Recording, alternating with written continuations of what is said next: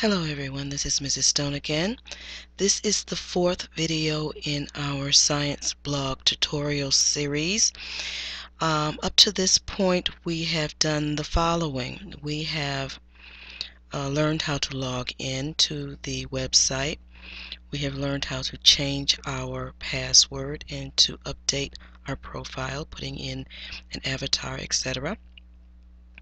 We have learned how to change select a theme and change the background and change the different wording, etc. on the page so that we have something that looks like something we would be interested in sharing with the world.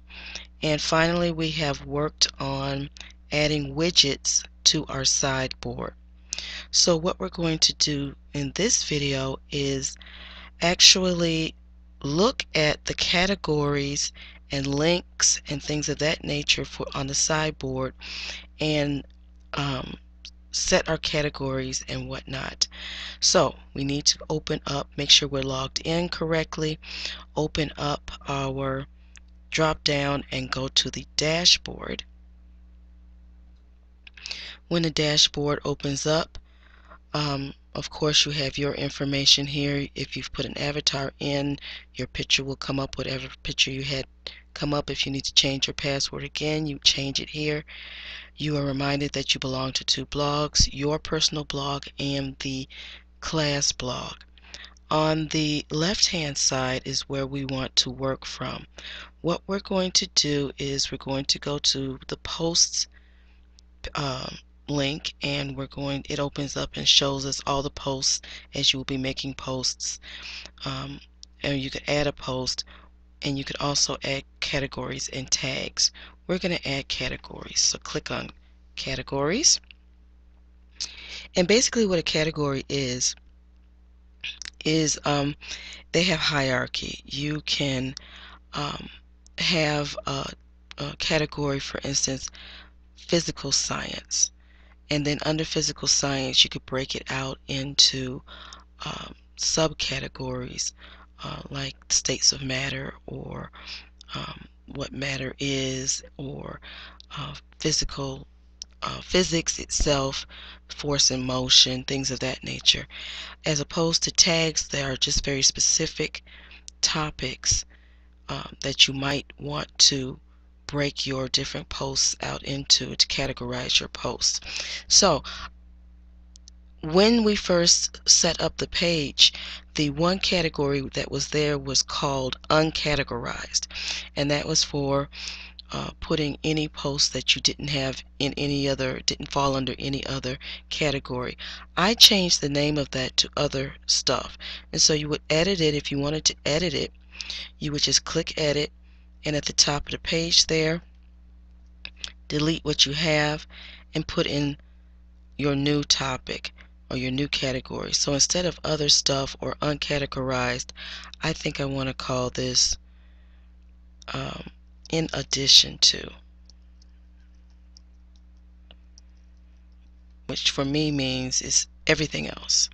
It has no parent category. In other words, it's a category by itself. It is not falling under anything as a subcategory. If you wanted to give it a description, you can do that.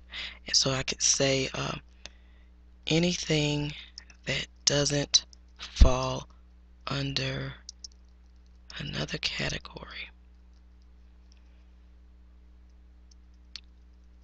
I spelled category wrong. There we go. And then hit update.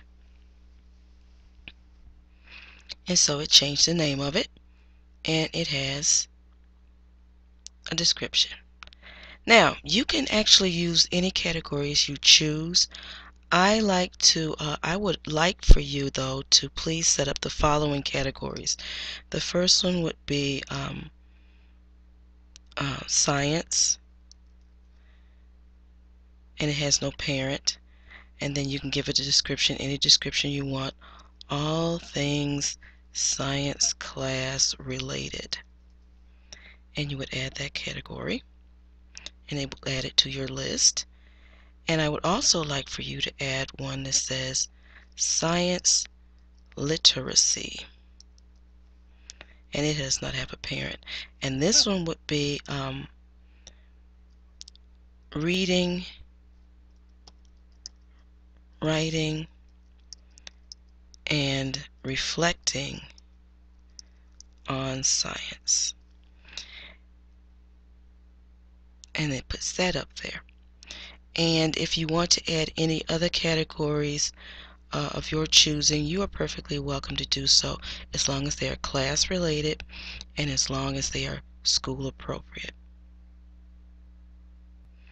Okay, in addition to adding new categories, you can also add links, any links. So I'm going to click on all links, and what's in here now is all EduBlog related. You're welcome to leave it here, or you can delete anything you want to take off. I'm going to suggest you look at it first, look at each of these links first, and see if maybe you want to keep it. Keep some of it. It has to do with the EduBlog website and interesting things that are going on there. You can also add your own links. So if you go up to Add New and click on it, it will open up a page where you name your link.